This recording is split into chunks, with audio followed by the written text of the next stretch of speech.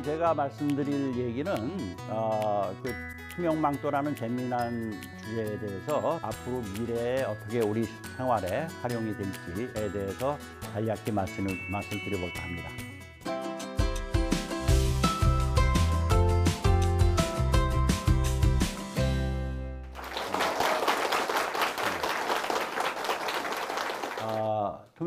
투명망토라는 거는 잘 아시잖아요. 입으면은 안 보이는 그런 옷 아닙니까? 물질이나. 투명망토의 시작은 뭐예요? 과학에서 시작된 게 아니에요. 예? 문학에서 1800년대 말에 웰즈라고 하는 영국 소설가의 소설에 Invisible Man이라고 하는 소설이 있는데, Invisible Man이 보이지 않는 사람이라는 얘기 아니에요. 거기서 처음으로 개념이 난 거예요. 그런 식으로 과학에서 뭐 아인슈타인의 무슨 상대성 이런 데서 먼저 나와가지고 이제 문학에서 활용을 하는 경우도 있지만은, 많은 것들은 또 문학 쪽 같은 데서 나와가지고 과학에서 우리도 한번 그거 개발해보자. 그때 그야말로 이제 문학에서 나온 거는 진짜 상상만 하는 거지. 응? 그래서 그런 경우도 많아요. 그래서 학문이라는 게 그렇게 서로 소위 요새 융합 얘기 많이 하는 게 이제 바로 그런 거예요. 그러다가 이제 그런 걸 읽은 과학자들이 이제 로망을 가지게 된 거예요. 우리도 한번 저런 걸 한번 개발할 수가 있겠지? 뭐 그러면서 이제 2000년도에 이제 시작이 된 거예요. 응? 그래서 그렇게 되는데, 자연계에는 근데 이런 게 없다. 완전히 이제 우리 인간의 물리학자들, 과학자들의 상상에서 공부와 상상과 공부에서 시작이 된 거다. 자연계에는 있어봐야 투명망토는 그런 재료는 없어요. 그 말은 무슨 말인고 하니, 완전히 안 보일 수 있는 그런 물체는 없고, 해봐야 뭐야? 안 보이는 척하는 광어나 뭐 카멜레온처럼 말이에요. 그런 것도 쓰이긴 하지만은, 근데 그거는 진짜 안 보이는 거하고 관계가 없지. 안 보이는 척만 하는 거지 그냥. 그 다음에 그거가 조금 더 발전된 게 바로 뭔가 하니, 이 스텔스 비행기라고 하는 거예요. 스텔스 비행기는 아까 말하는 그 자연의 그 카멜레온 같은 거보다는 좀 더 인공이 가미된 거예요. 인공이 가미돼 가지고 이제 레이더가 마이크로파를 쓰는 거예요. 휴대폰에서는 전자파수가 좀 다를 따름이지 같은 마이크로파 영역이에요. 그리고 다 전자파 일종이고. 레이더에서 전자파가 나와가지고 물체 비행기, 저 공중에 있는 비행기라 쏘면은 거기서 반사돼 가지고 일로 돌아올 거 아니에요. 돌아왔을 때 그 신호가 잡히면은 비행기를 보는 거예요. 그래서 그거를 신호를 가능한 한 약하게 하기 위해서 어떻게 해야 돼? 비행기의 모양을 이렇게 삐쭉삐쭉하게 해가지고 뭐가 일어나게 돼? 정반사가 안 일어나고 뭐야? 난반사가 일어나게 한다고. 난반사가 일어나면 아까 그 레이더의 그 수신기 쪽으로 들어가는 신호가 적어지겠지. 그게 첫 번째 올리고, 그 다음에 겉에다 뭘 칠해요. 그래도 더 신호를 떨어뜨리기 위해서 뭐야? 특수 페인트를 칠해. 그러니까 들어온 마이크로파를 갖다 흡수를 하는 페인트를 칠한다고. 그래가지고 신호를 저쪽 레이더의 수신기 쪽에 안 잡힐 정도로만 그렇게 만들어주는 게 스텔스 비행기의 원리예요. 근데 그 페인트가 여러 번 비행을 하면 가만히 있겠어요? 물론 잘 특수 페인트를 개발을 했지만은 자꾸 벗겨진다고. 또 칠해야 돼. 그러니까 이게 무슨 최첨단이라고 하지만은, 그 원리 자체는 별건 아니라고. 원리 자체는. 근데 이제 그거를 실제 기술로 원리 자체는 별거 아닌데 기술로 활용을 하려고 하면 복잡한 경우가 많이 있어요. 말은 간단하지 뭐. 흡수를 다 많이 하게 하고, 그 다음에 난반사를 많이 하게 하면 된다. 원리는 딱 그 두 개예요. 그런데 그 특수 재료가 뭐 어떻게 잘 안 벗겨져야 되고 어쩌고저쩌고 하려면 이제 기술은 또 다른 얘기라고. 그래서, 이게 이제 스텔스 비행기의 이제 현재, 그러니까 아까 자연계에 있는 그 카멜레온 같은 것보다 조금 인공이 가미된 게 이제 스텔스 비행기가 되는 거예요. 그 다음에 투명망토 재료라는 건 2단계가 아니라 뭐야? 아예 안 보이게 하는 거예요, 아예. 아예. 그러니까 지금 그래서 이제 2세대 스텔스 비행기를 개발들을 하고 있어요, 지금. 근데 이제 2세대 스텔스 비행기는 뭐야? 바로 뭘 쓰는 거예요? 투명망토 재료를 써가지고 완전히 이제 안 보이게 하려고 하는 그런 시도를 지금 미국, 중국이 주가 돼서 하고 있어요. 투명망토 재료에 대한 아까 원리가 이제 등장을 해서 사람들이, 전 세계 과학자들이 급속도로 이제 그거를 투명망토를 구현해내기 시작했어요. 재료를. 그게 첫 번째가 뭔가 하니, 이게 마이크로파의 영역에서의 투명망토 재료예요. 마이크로파. 그러니까 가시광선용이 아니라 마이크로파에, 그러니까 가시광 그 용도에 따라 어느 주파수 용도냐에 따라서 눈에는 다 보일 수가 있다고. 스텔스 비행기도 마찬가지예요. 그게 마이크로파용이기 때문에 우리 눈에는 다 보여요. 그리고 그거를 이제 연구하고 이제 계산하고 실험 뭐 만들고 하면서 알게 된 것이 투명망토 재료라는 게 우리 원자 결정 이런 거하고 똑같다. 요 무슨 똑같은 게 반복이 되고 있잖아. 그게 하나가 뭔가 하니 투명망토 재료의 유니셀이라고 단위셀이라고 하는 거예요. 단위셀. 우리 결정으로 말하면 원자하고 똑같은 거예요. 원자. 그런 게 수없이 반복이 되는 거예요. 예? 수없이 어느 정도 반복이 되는데 그 한 유니셀을 보면은 무슨 동그란 게 있고 그다음 길쭉한 게 하나 있잖아. 입실론을 조절할 수 있는 전기적인 그런 요소가 있어야 되고 미우를 조절할 수 있는 자기적인 요소가 있어야 돼. 그래서 여기서는 이 동그란 게 뭔고 하니 유명한 전기 공명기에 이게 전자기학에서 이미 알려져 있는 그러니까 전기적인 성질을 조절할 수가 있는 거야. 저거 가지고 그 다음에 작대기는 뭔고 하니 우리 암페아의 법칙 있지? 백스웰 방정식에서 도선이 흐르면 그 주위에 뭐가 생겨? 자장이 생기지. 그래서 저 막대기가 별거 아니지만은 이게 뭐야? 미우 이 시스템에 미우 값을 조절할 수가 있게 되는 거예요.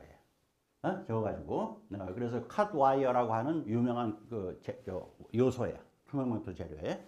그 다음에 이 동그란 거는 뭔가 일렉트릭 레조네이터라고 하는 거예요. 우리 투명망토 재료에 전기 공명기라 그럴까? 뭐 이제 그렇게 번역할 수가 있는 거예요. 그래서 이렇게 입실론하고 미우를 조절할 수 있는 요소가 두 개가 있어야 되고, 그 다음에 그런 것들이 무한히 반복이 되면 되는 거예요. 그 다음에 이 두 개의 전기적인 요소와 자기적인 요소를 어떻게 설계하느냐에 따라서 작동하는 주파수가 달라지는 거예요. 이거는 어느 주파수에서 작동을 해? 5GHz에서 작동하게 설계가 된 거예요. 세계에서 첫 번째 나온 투명망토 재료가 뭐 5GHz만 연구하면 되는 게 아니라 우선 한번 저렇게 만들어 본 거예요. 처음으로.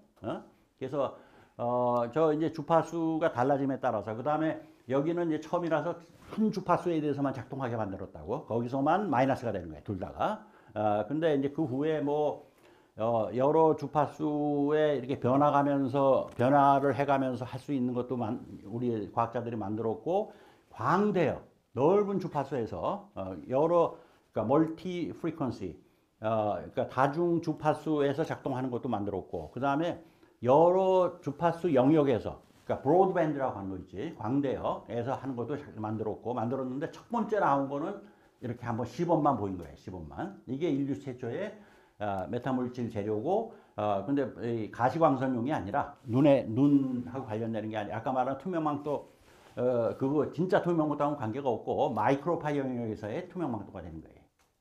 그 다음에 이제 아까 그 유니셀이라는 것이 이제 우리 관련되는 과학자들이 알게 된 거는 유니셀의 크기가 뭐하고 비례한다는 걸 알게 되는 거 아니, 작동되는 주파수의 파장하고 관계가 된다는 걸 알게 됐어요. 그래서 이걸 가지고도 유니셀 크기만 조절을 하면은 작동되는 주파수가 뭐야? 커졌다?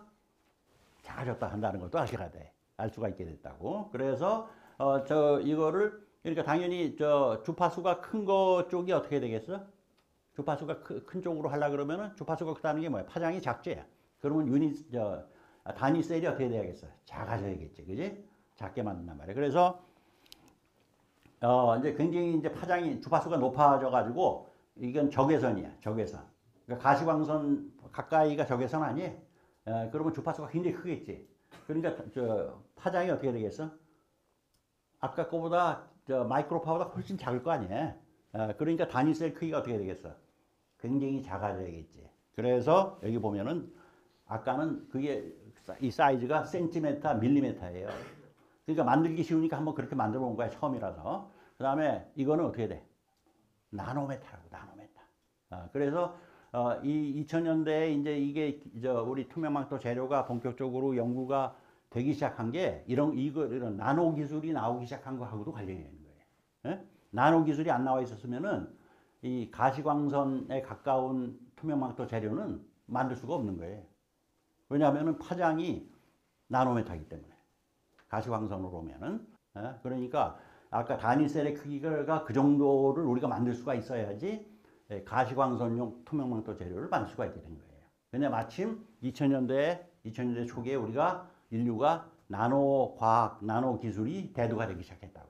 그래서 다 그거에 맞춰서 이제 과학 기술이 또 발전하는 거예요. 그래서 이런 공학하고 과학이라는 게 따로 놓을 수가 없는 게 과학적인 거 뭐 실험을 하려고 그러면 공학 쪽에서 무슨 여러 가지 기술이 좀 뒷받침이 돼야 될 거 아니에요.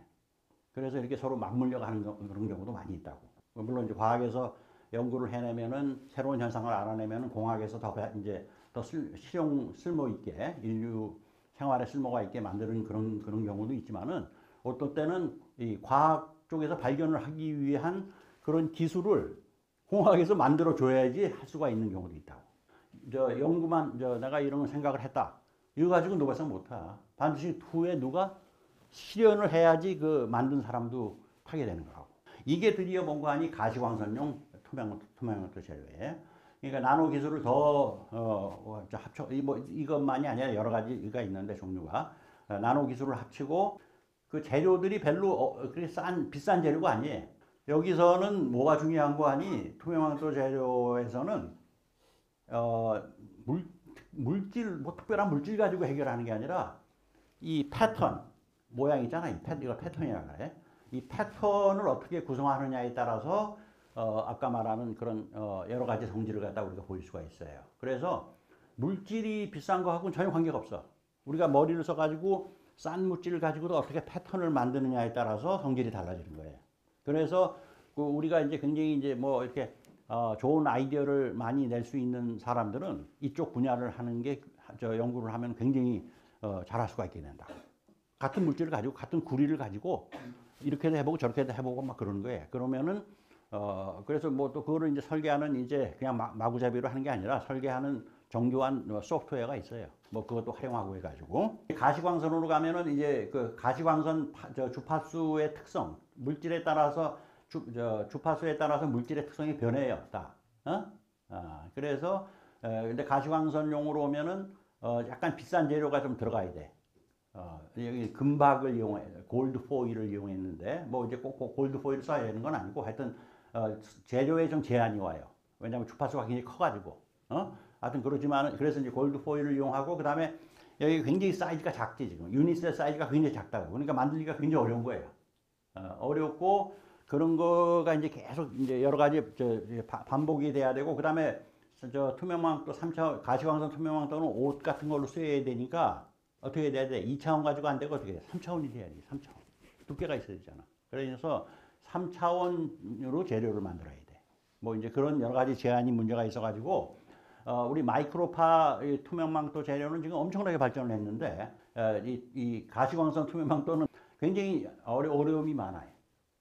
그래서 그렇지만 이제 많이 발전을 했어요 지금. 그래서 조금 있으면 나올 텐데 문제가 또 뭐가 있는 거 아니? 여기 이 가시광선용은 3차원이 돼야 되는 데다가 그 다음에 이 옷이라는 게 여기서 보면은 안 보이는데 옆에서 보면은 보이고 하면 안 되잖아. 그러니까 그걸 뭐라 그래? 영어로 아이소트로피, 전방향성이라 그래. 전방향성. 모든 방향에서 똑같은 성질을 가져야 돼. 그게 간단한 좀 약간 복잡한 문제예요. 뭐 근데 많이 해결해 가고 있고 또 하나는 뭔가 하니 무손실이라는 게 있어. 무손실이라는 건 뭔가 하니 아까 표면에 닿지 않고 오지만은 둘 사이에 전자파하고 그 물질 사이에 상호작용이 크면은 여기 이제 이쪽을 가까이 갔다가 일로 나올 때 전자파의 세기가 확 떨어지는 경우가 있어. 그걸 손실이라 그래. 손실. 로스라 그런다고. 로스. 그 인터랙션 로스라 그러는데 그게 확 떨어지면 사람들이 알잖아. 이게 뭐가 있는지. 그러니까 안 보이긴 안 보더라도 갑자기 왜 그러지? 이제 이렇게 되면 거기에 뭐가 있다는 걸 알 수가 있기 때문에 그것도 가능한 한 로스를 적게 해야 된다고. 그래서 그런 모든 거를 다 해결을 해야지. 이제 그 다음에 제일 또 하나 큰 문제가 뭔가 아니 아까 말한 재료가 좀 비싼 게 쓰이고 한다 그랬잖아 가시광선에서는. 근데 그거를 그 다음에 공정이 뭐야 나노 기술을 이용하니까 당연히 비쌀 거 아니야. 그래서 그 값을 떨어뜨리는 작업. 또 이제 그거는 공학하고 연결이 되는 분야야. 이제 물리학에서만 문제가 아니라 공학하는 사람들하고 이제 콜라보를 좀 해야 되는데. 하여튼 그런 작업들이 지금 뭐 필요하지만은 많이 지금 발전이 돼 있고 그 다음에 뭐 아까 말한 그런 후속 작업들도 많이 진행이 되고 있는 걸로 내가 알고 있어요. 그래서 조만간 나올 거지만은 근데 아마 여러분들이 좀 들어가서 마지막 그 작업하는데 좀 기여를 할 수 있지 않을까 이렇게 생각을 하고 있다. 자, 하여튼 그래 그런 식으로 이제 발전을 하고 있다라는 얘기고 그 다음에 이제 마이크로파 쪽은 지금 많이 발전을 해가지고 여러분들 가지고 있는 모든 전자기 재료, 전기 자기 장치들 휴대폰도 마찬가지고 거기 보면은 전자파가 어느 이상 나오면 안 되잖아. 그러니까 전자파 차폐하는 게 페라이트라고 하는 게 들어있어요. 그 휴대폰으로 보면 이렇게 넓적한 게 뭐 들어있다고. 그래서 뭐 TV도 그렇고 다 마찬가지예요. 전자파 나오는 데는 다 마찬가지인데 그게 지금 재래식 약간 기존의 페라이트라는 걸 쓰고 있는데 다 나오는 파가 마이크로파라고. 근데 마이크로파를 하나도 안 보이게 한다는 거는 뭐야? 꼭 약간 설계를 달리하면은 설계를 이런 식으로 해주면은 완전히 흡수하게도 만들 수가 있어.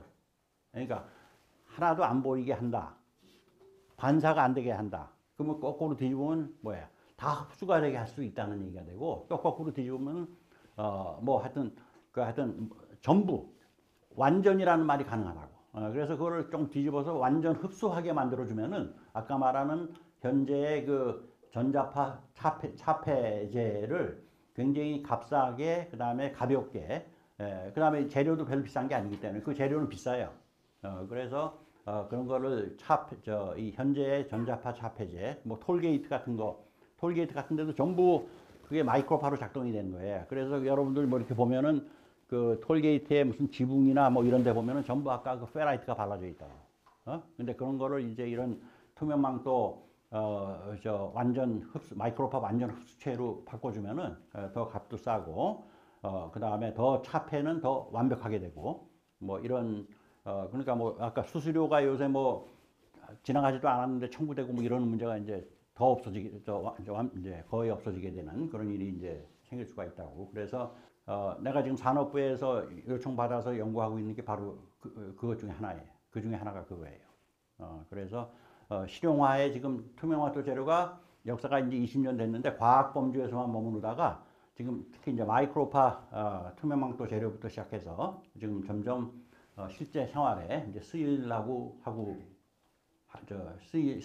지금 준비를 하고 있는 상황이고 군사적으로는 뭐 아까 제2세대 스텔스 비행기 이런데 지금 뭐 맹렬히 연구를 지금 적용을 해가는 걸로 알고 있어요. 오늘 그 투명망토 재료에 대해서 뭐 말씀을 드렸는데 뭐 얼마나 잘 전달이 되고 다 이해를 하셨는지 모르겠습니다만은 이거를 기회로 서로 같이 더 이 논의도 하고 그다음에 스스로 공부도 좀 하면서 이 분야가 앞으로도 굉장히 발전을 할 거니까 여러분들도 거기에 같이 나중에 대학교 오시고 대학원 오셔서 같이 좀 우리가 연구를 동참을 했으면 좋겠고 자기가 좋아하는 걸 하면은 어느 정도만 노력하면은 자연스럽게 그렇게 될 수가 있다고 생각을 하니까 자기가 뭘 좋아하는지를 한번 잘 파악해보는 그런 시간이 되었기를 바랍니다. 예, 감사합니다.